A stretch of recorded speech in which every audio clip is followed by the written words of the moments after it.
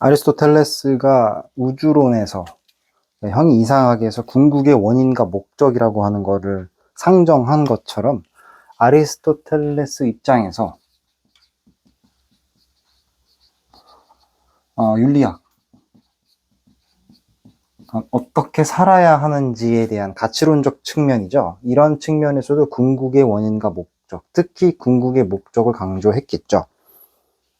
현상이 있으면 현상이 어떠한 변화를 통해서 목적, 궁극의 목적, 형이상학에서 부동의 동자를 우리가 이야기했었는데 현상은 어떠한 목적이 있다라고 봤어요. 목적론적 사고방식인데 이러한 사고방식대로 생각을 해보자면 인간의 삶도 특정한 목적을 향해 달려나가는 것이겠죠. 이 목적에 부합하는 삶, 그러한 삶을 윤리학은 아리스토텔레스는 윤리적으로 올바른 삶이다 이렇게 봤겠죠. 이 목적을 아리스토텔레스는 두 가지로 분리를 합니다. 하나의 목적이 있고 그 목적이 추구하고자 하는 궁극의 목적이 있다 이렇게 본단 말이죠. 그래서 첫 번째 목적은 수단적인 목적이 되겠고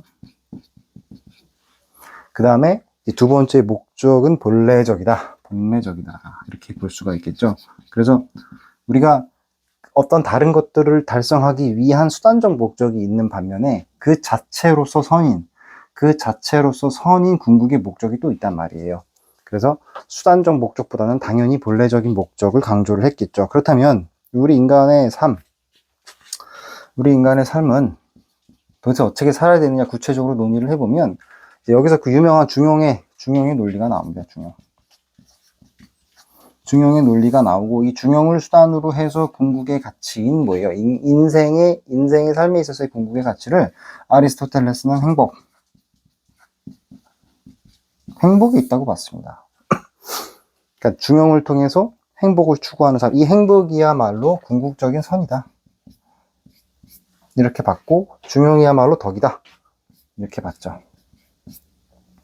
그래가지고 번역이다 보니까는 이런 한국어로 번역을 해놓으면 참 모호한데 아주 간단하게 설명해 해보면 중용이라고 하는 거는 뭐예요? 인간의 여러 가지 측면들이 적절하게 잘 섞여서 사용되는 거예요. 인간을 우리가 세 개로 보면 이거 세 가지 말고도 뭐 아리스토텔레스가 구체적으로 여러 가지 이야기를 했습니다만은 아리스토텔레스의 형 이상학에 비해서는 그 윤리학이라고 하는 게 오피니언 측면이 강하기 때문에 어떤 논리적인 정합성이 잘 구성되어 있는 그런 분야는 아닙니다. 그럴 수밖에 없죠. 윤리학이라고 하는 것이 가치론적 측면이기 때문에.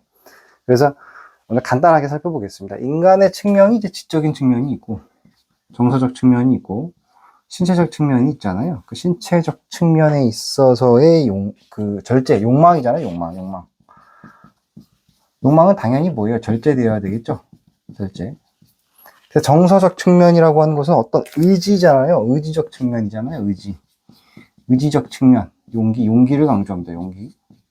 예를 드는 겁니다. 이성적 측면, 지성적 측면이라고 하는 것은 뭐예요? 수학, 과학, 추론, 사고, 이런 것들이잖아요. 사고작용. 그래서 지혜를 강조합니다. 그래서 아리스토텔레스는 이런 방식으로 지혜, 용기, 절제, 이것 말고도 다른 것도 다 이야기를 합니다만은 이런 것들이 인간의 이런 측면들이 적절하게 사용되는 것, 요게 이제 중용이다라고 봤는데 중요한 거는 여기서 말하는 중용은 아리스토텔레스는 중용 자체를 가변적이라고 봤어요. 가변적, 절대적인 기준이 있는 것이 아니라 변할 수 있다. 그래서 상대적이라는 것이죠. 가변적이고 상대적이다라고 봤어요. 그렇기 때문에 사람마다 중용의 정도나 수준이 다를 수 있겠죠. 그래서 이런 가변적이고 상대적인 게 사람마다 다르기 때문에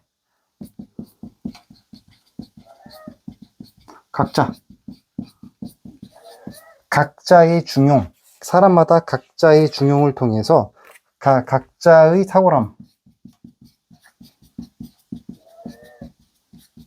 최대한 발휘한다.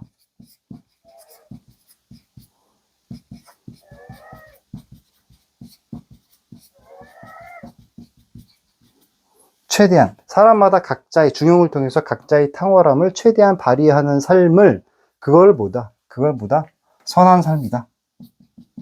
그리고 선하다라고 하는 건 뭐 그것 자체로 추구되어야 할 본래적 가치인 것이죠. 그것이 곧 인생의 목적이다.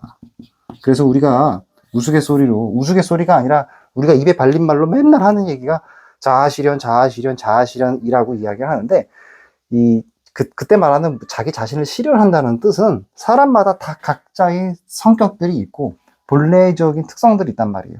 그런 것들을 최대한 잘 활용을 해서 각자의 탁월함을 최대한 발휘하는 삶을 살아라. 뭐 이런 의미가 담겨 있다라고 볼 수가 있겠죠. 그래서 중요한 건 뭐냐면 아리스토텔레스 윤리학을 제가 뭐 너무 복잡하니까 그리고 이제 논리적인 정합석 체계가 있는 분야가 아니기 때문에 간단하게 살펴봤는데 아리스토텔레스 윤리학에서 우리가 중요하게 생각해야 되는 포인트 하나만 짚고 넘어가자면 이런 거예요.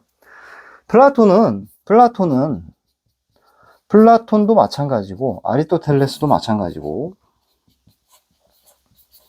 플라톤도 어떤 우주관이 먼저 있었겠죠. 플라톤도 플라톤의 우주관이 있었단 말이에요. 우주관의 핵심은 뭐예요? 이데아론이었죠. 이데아. 그래서 이데아론을 강조하다 보니까 당연히 이데아를 탐구하고 이데아를 생각해내는 것, 그것이 올바르고 선한 삶이라고 이야기를 했을 거 아니에요. 이데아론에서 추구되는 어떤 윤리학이 나온단 말이에요.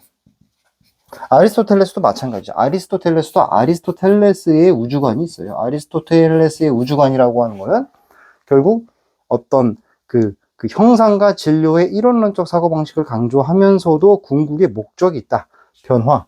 어떤 삶에는 변화. 현상은 변화이고 변화는 목적을 추구한다. 변화의 목적이 있다라는 거죠. 목적. 그래서 목적론적 삶을 강조하고 그러다 보니까는 인간의 삶에 있어서의 중용을 강조하는 이유가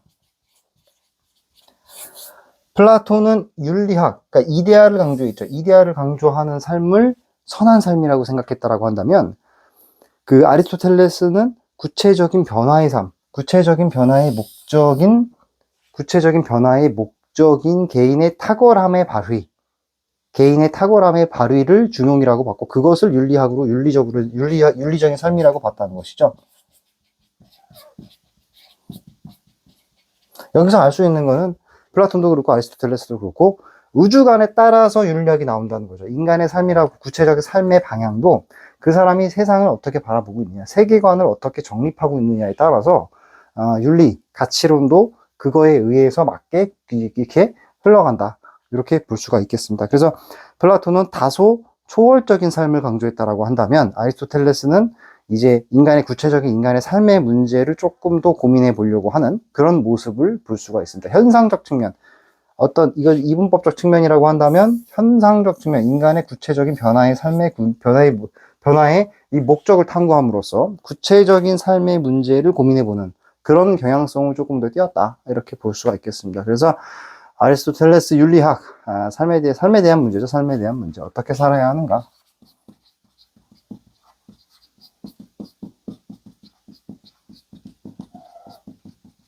어떻게 살아야 하는가의 문제에 대해서 간단하게 살펴봤고요.